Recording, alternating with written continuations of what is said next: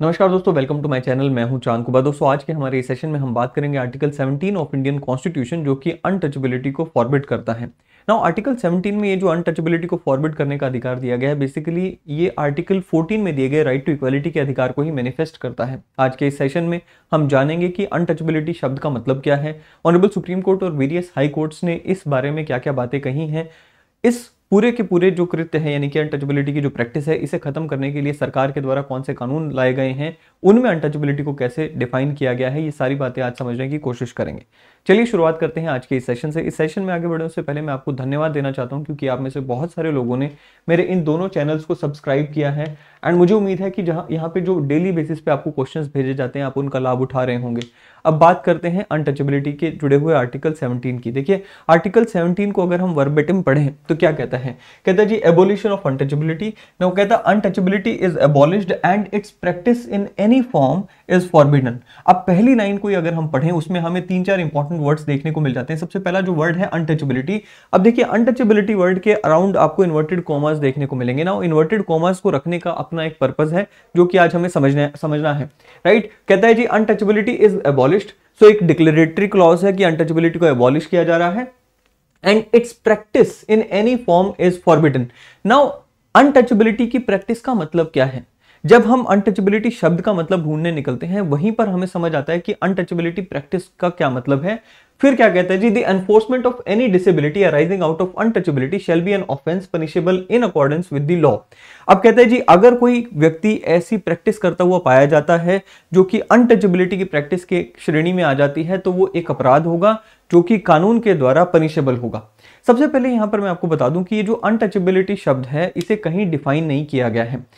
Untouchability को पढ़ें उससे पहले हमें ये जानना होगा कि अनटचेबिलिटी का बैकग्राउंड क्या है। देखिए, हम सब जानते हैं कि हमारे देश में हजारों वर्षों से ही हम देखते हैं कि सोसाइटी डिवाइडेड है। नाउ शुरुआत में जो डिवीजन हुई थी, वो हुई थी on the basis of division of labour, जहां पर हमें 4 वर्णास देखने को मिले थे। लेकिन दुर्भाग्यपूर्ण बात यह रही कि उन चारों वर्णास में भी हमें डिवीजन देखने को मिली, जहां पर सोशल डिस्क्रिमिनेशन हमेशा से बनी रही।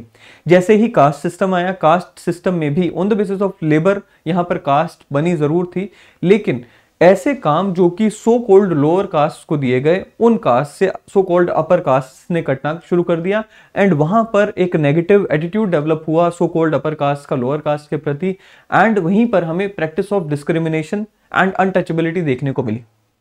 अब क्योंकि हम जब आज़ाद हुए तो हमारे देश में हमने इक्वलिटी लाने का यहाँ पर एक प्रण लिया था, सो बेसिकली, एंड उसी को यहाँ पर पूरा करने के लिए हमने एक्सप्लिसिटली आर्टिकल 17 में अनटचेबिलिटी को अबॉलिश किया है। नाउ जैसे कि मैंने आपको कहा कि अनटचेबिलिटी शब्द को ना तो कॉन्स्टिट्यूशन में और ना ही किसी कानून में डिफाइन किया गया है। हमें देखने को मिलता है कि बहुत सारे ऑनरेबल हाई कोर्ट्स ने एंड सुप्रीम कोर्ट ने इसके ऊपर कुछ जजमेंट्स कही हैं, जिसके बेसिस पर हम इसे इंटरप्रेट करते हैं। अगर मैं यहाँ पर मैसूर हाई कोर्ट की एक जजमेंट की बात करूँ, मैसूर हाई कोर्ट ने कहा है कि भाई subject matter of article 17 is not untouchability in its literal sense। So untouchability को आप लिटरल सेंस में नहीं लोगे। लिटरल सेंस में अगर अनटचेबिलिटी को लोगे तो इसका क्या मतलब होगा कि भाई आप एक दूसरे के साथ छुआछूत की प्रैक्टिस को कर रहे हैं। सो लेट्स से अगर अनटचेबिलिटी को आप लिटरल सेंस में लेते हैं तो क्या होगा कि आप एक दूसरे को टच नहीं कर रहे। लेकिन मैसूर हाई कोर्ट ने कहा कि भाई इसे हमें एक वाइडर सेंस में लेना होगा, as a practice as it had developed historically in the country. Now यहां पर प्रैक्टिकली अगर हम देखें तो अनटचेबिलिटी में क्या क्या चीजें आ जाती थी, बहुत सारी चीजें इसमें आ जाती थी। अगर एक व्यक्ति दूसरे व्यक्ति को उसके अधिकारों को एंजॉय नहीं करने दे रहा, सो कॉल्ड कास्ट्स के बेसिस पर, राइट। सो अगर एक हायर कास्ट का व्यक्ति दूसरी लोअर कास्ट के व्यक्ति को उसके अधिकारों को एंजॉय नहीं करने दे रहा, उसके प्रताड़न करता है, उसे हरास करता है, या फिर उसे अभद्र टिप्पणी करता है on the basis of caste etcetera, वो सब अनटचेबिलिटी में आ जाता है। और वही मैसूर हाई कोर्ट ने भी कहा कि भाई सोशल डिसेबिलिटीज जो इंपोज की गई थी on certain classes of people because of their caste, because of their birth in a particular caste, वो अनटचेबिलिटी में आएंगी। नाउ यहां पर एक चीज और क्लैरिफाई की गई कि मान लीजिए एक पर्टिकुलर ग्रुप ऑफ पीपल है, लेट्स से 4 लोगों को गांव ने अपने सोशल प्रैक्टिसेस में आने से मना कर दिया, क्योंकि वो चारों लोगों ने बहुत ही बड़ा अपराध किया था। क्या उसे भी हम अनटचेबिलिटी में मानेंगे? लेट्स से 4 लोग हैं, उन्होंने एक व्यक्ति का मर्डर कर दिया। गांव के लोगों ने ये कहा कि भाई क्योंकि इन्होंने मर्डर किया है, हम इन लोगों को गांव में जो गांव के द्वारा ऑर्गेनाइज किया जा रहा है एक रिलीजियस फेस्टिवल है, उसका हिस्सा नहीं बनने देंगे। क्या ये अनटचेबिलिटी में आएगा? मैसूर हाईकोर्ट ने इस पे कहा कि ये हाईकोर्ट ये जो पूरा का पूरा केस होगा ये अनटचेबिलिटी में नहीं आएगा। अब सवाल उठता है कि अनटचेबिलिटी में फिर आएगा क्या? सो उसके लिए मैं आपको section 3 of prevention of atrocities act 1989 की तरफ लेके जाऊंगा, जो हमारा SC/ST prevention of atrocities act है 1989 का। इसमें सेक्शन 3 में कई सारी एट्रोसिटीज को यहां पे डिफाइन किया गया है। अब क्योंकि SC/ST prevention of atrocities act article 17 के दिए गए मैंडेट के हिसाब से बनाया गया है, क्योंकि आर्टिकल 17 में हमने अभी क्या पढ़ा, आर्टिकल 17 में कहा गया कि अनटचेबिलिटी से जुड़े हुए कोई भी प्रैक्टिस जो होगी या डिसेबिलिटी कोई अगर इंपोज करता है किसी दूसरे व्यक्ति पे, तो वो एक ऑफेंस होगी which shall be punishable in accordance with law. Now accordance with law वो पनिशेबल होगी, तो लॉ कौन सा है वो हमें देखने को मिलता है कि 1989 का SC/ST prevention of atrocities act बनाया गया, जो कि हम अभी पढ़ने वाले हैं, आर्टिकल 17 की ही मैनिफेस्टेशन। सो इसमें क्या कहा गया कि भाई अगर कोई नॉन SC/ST व्यक्ति, अगर कोई ऐसा व्यक्ति जो कि ना तो शेड्यूल्ड कास्ट है और ना ही शेड्यूल्ड ट्राइब है, ऐसा कोई काम करता है जो कि निम्नलिखित है, तो वो पनिशेबल अपराध होगा। फॉर एग्जाम्पल, कोई नॉन SC व्यक्ति है और किसी SC व्यक्ति के खिलाफ इनमें से दिया गया कोई काम करता है, कृत्य करता है, वो अपराध होगा।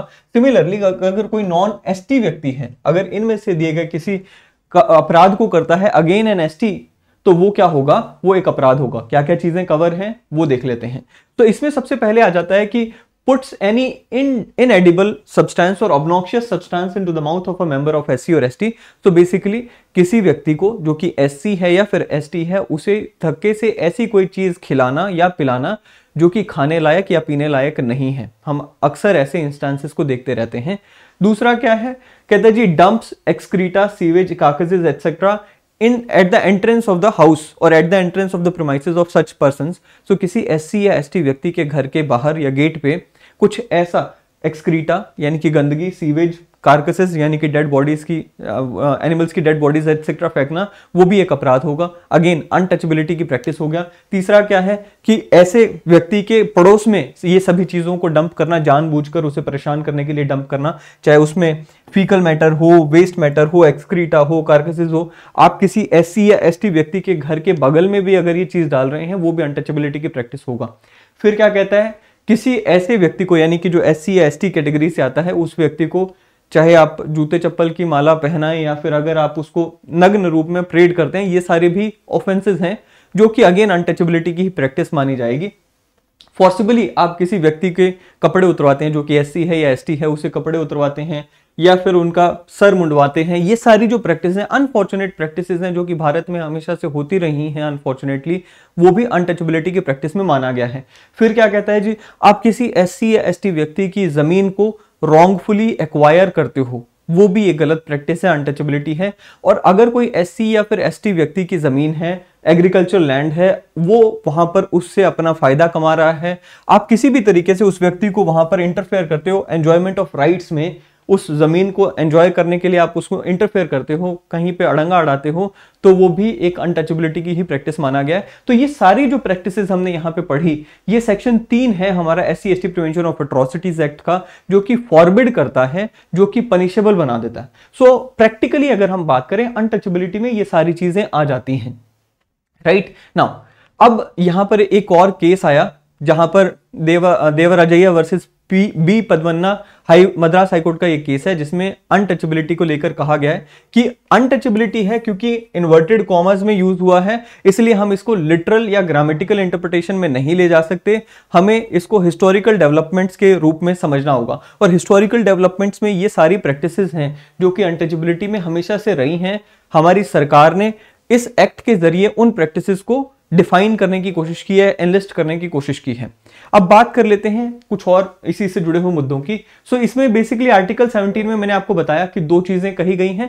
पहली जो डिक्लेरेशन बनाई गई है कि भाई अनटचेबिलिटी आज से अबॉलिश्ड है and it's practice in any form is forbidden, मना किया गया प्रैक्टिस को। दूसरा कि भाई अगर कोई अनटचेबिलिटी से जुड़ी हुई कोई प्रैक्टिस करता है, डिसेबिलिटी किसी पे इंपोज करता है, वो एक पनिशेबल ऑफेंस होगी under the law.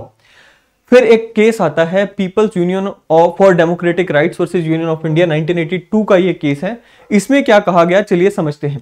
Honourable supreme court ने इसमें कहा कि fundamental right against untouchability granted in article 17 give security against the state but also against private individual. So basically simple सी बात है, अनटचेबिलिटी सरकार करेगी, केवल इतना ही नहीं पॉसिबल, सरकार के अलावा प्राइवेट इंडिविजुअल। सो क्योंकि आर्टिकल 7 हमने अब जो सेक्शन 3 पढ़ा उसमें हमने क्या कहा कि नॉन एससी एसटी व्यक्ति किसी एससी एसटी व्यक्ति के खिलाफ अनटचेबिलिटी करता है। सो यहां पर प्राइवेट इंडिविजुअल्स के ऊपर भी लागू होता है ये आर्टिकल, एंड स्टेट के ऊपर तो लागू होता ही है, राइट। एंड स्टेट जो है ड्यूली बाउंड है, required to take steps to prevent untouchability. ये दो बातें यहां पर कही गई।